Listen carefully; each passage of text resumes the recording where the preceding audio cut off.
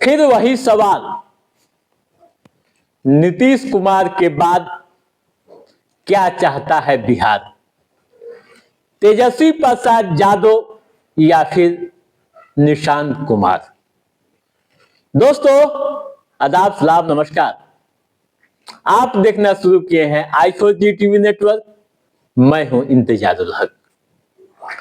आज के इस खास वीडियो शो में हम बात करेंगे बिहार की मौजूदा सियासत के साथ बिहार की भविष्य को लेकर जिस तरह की अटकलबाजी हो रही है उस पर हम टू द पॉइंट बताने जा रहे हैं।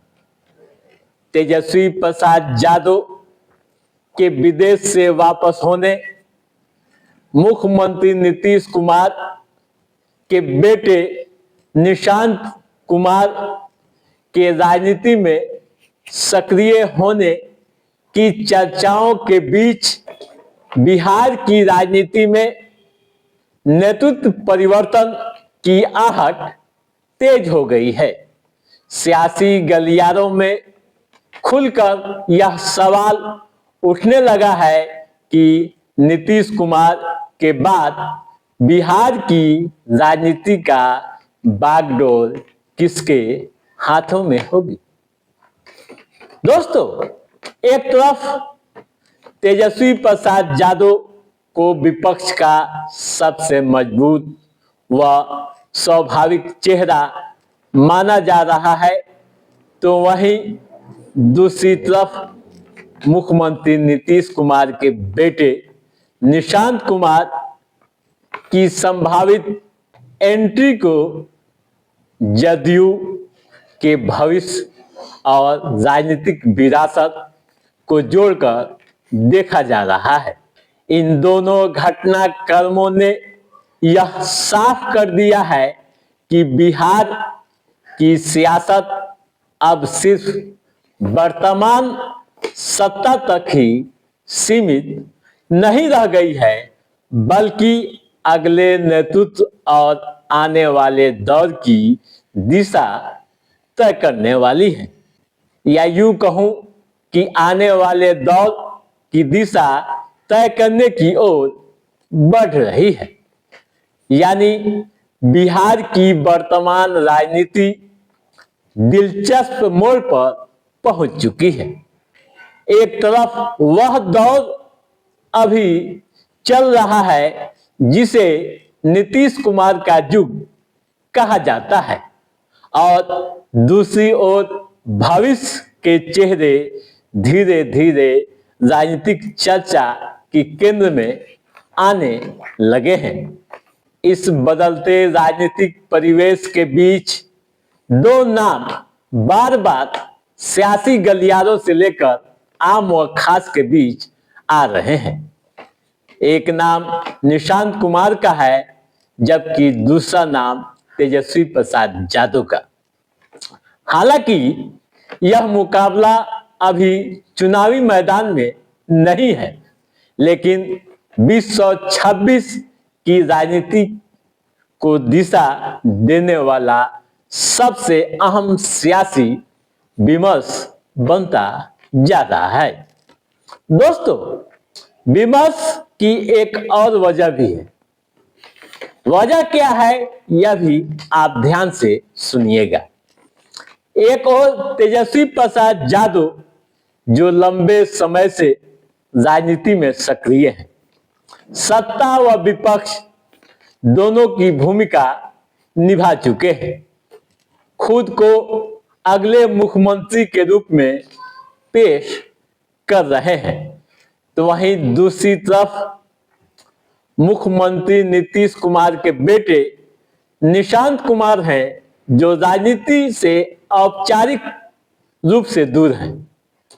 नीतीश कुमार की विरासत के सबसे करीबी चेहरा माने जाते हैं।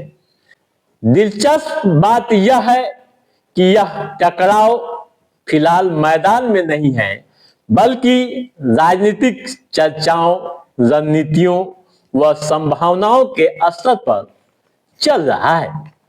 तेजस्वी प्रसाद यादव 2 बार डिप्टी सीएम रह चुके हैं। वर्तमान में वे प्रतिपक्ष के नेता हैं। सबसे बड़ी जनाधार वाली पार्टी आरजेडी के बड़े चेहरों में उनका नाम आता है। सियासी अनुभव भी उनके पास है।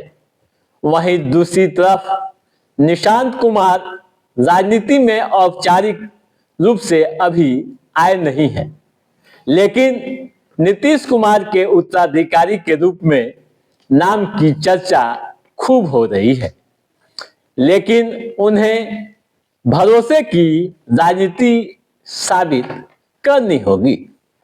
दोस्तों, वहीं तेजस्वी प्रसाद यादव सबसे बड़े युवा नेता के रूप में गिने जाते हैं। बिहार की मौजूदा सियासत में रोजगार, शिक्षा व पलायन जैसे मुद्दे उनकी राजनीति में केंद्र बिंदु रहे हैं।